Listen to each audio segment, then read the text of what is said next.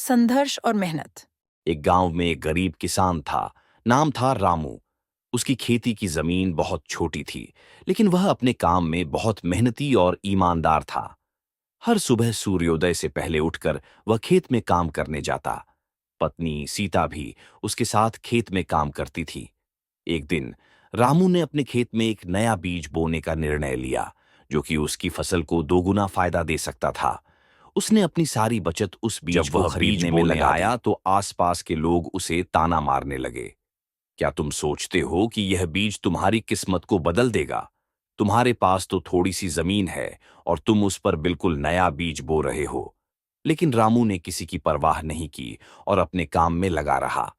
कुछ समय बाद बीज अंकुरित हुआ और छोटे छोटे पौधे उगने लगे।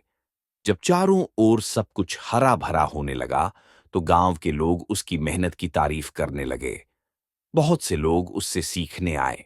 लेकिन एक रात भारी बारिश आई और आंधी तूफान ने उसके पौधों को नुकसान पहुंचाया। रामू परेशान हो गया।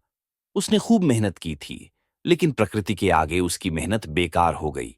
उसने मन ही मन सोचा, क्या मैं फिर से बीज लगाऊं? कुछ दिनों बाद उसने सोचा कि हार मानना सही नहीं है। उसने फिर से खेत में काम करना शुरू किया और नई उम्मीद के साथ बीज बो दिया।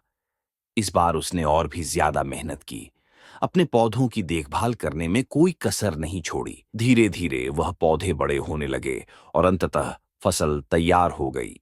जब रामू ने अपनी मेहनत का फल देखा, तो उसकी खुशी का ठिकाना नहीं रहा।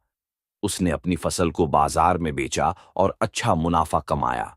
इस घटना ने गांव वालों को यह सिखाया कि कठिनाइयों का सामना करना पड़ सकता है, लेकिन मेहनत और धैर्य से सफलता अवश्य मिलती है। रामू की कहानी ने सभी को यह बात समझाई कि जीवन में कभी हार नहीं माननी चाहिए। इस प्रकार रामू ने न सिर्फ अपनी स्थिति में सुधार किया, बल्कि उसे अपने गांव में एक प्रेरणा भी बनाया। उसकी इस कहानी से यह शिक्षा मिलती है कि जब हम मेहनत और संघर्ष करते हैं, तो सफलता अवश्य